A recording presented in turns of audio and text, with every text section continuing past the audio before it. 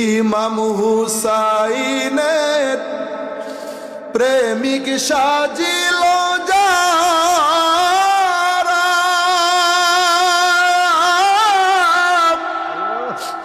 কুফাবাসী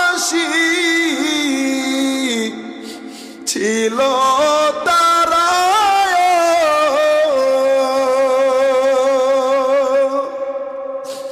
শত শত চিঠি বাইরে,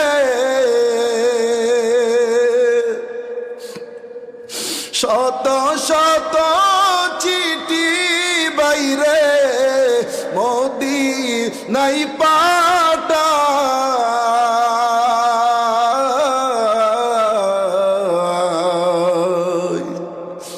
ইমামের শির কেমনে রে কাটলো বেঈমানি আজিদের সেনা,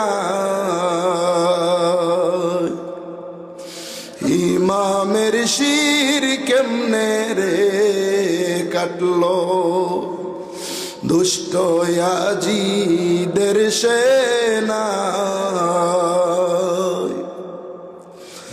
আমার পানির ভাইরা মনোযোগ দিয়া খেয়াল করুন।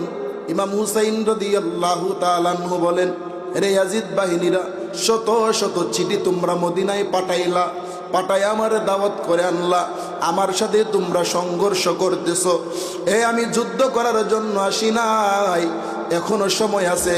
আমার নানার দিকে তাকাইয়া, আমি রহমাতাল লিল আলামিনের নাতি, আমার সাথে যুদ্ধ বাঁধাইও না। যদি তোমরা আমার হাতে বায়াত গ্রহণ করতে না চাও, যেই প্রতিশ্রুতি দিয়া তোমরা আমাকে এনেছিলা, সেই প্রতিশ্রুতি যদি না রাখতে পারো, তাইলে আমার ছেড়ে দেও।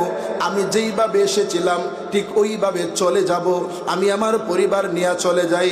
তোমরা আমাদেরকে আঘাত কইরো না, তোমাদের সাথে ঝগড়া করার আমার কোনো ইচ্ছা নাই। আমার বন্ধুরা রে, ইমাম হুসাইন রাদিয়াল্লাহু তাআলা আনহু অনেকক্ষণ সময় ভাষণ দিলেন। আল্লাহর কুদরতের খেলা বোঝা বড় দায়। তিনার ভাষণে কোনো পরিবর্তন হলো না, সবাই যেন কাঠের মতো কাফের হয়ে আছে। সবাই যেন ইমাম হুসাইন রাদিয়াল্লাহু তাআলা আনহু রক্ত চুষার জন্য অপেক্ষা করছে। বন্ধুরা রে আমার, ইমাম হুসাইন রাদিয়াল্লাহু তাআলা আনহু বক্তব্য শেষ করে তিনি আবার তাঁবুর মধ্যে চলে গেলেন। তাদের ওই দিকে কোনো পরিবর্তন নাই। পরিশেষে দেখা যায় তারা যুদ্ধ শুরুই করে দিবে, যুদ্ধ শুরু করে দিবে, আর কোনো রেহাই দিবে না। বন্ধুরে, একটু মনোযোগ দিয়ে খেয়াল করুন। ঐতিহাসিক 10ই মুহররমের রাত্রির কথাটা আমি আপনাদেরকে বলতেছি। এই সারমর্মগুলা বলি আমি আমার আলোচনা গুছিয়ে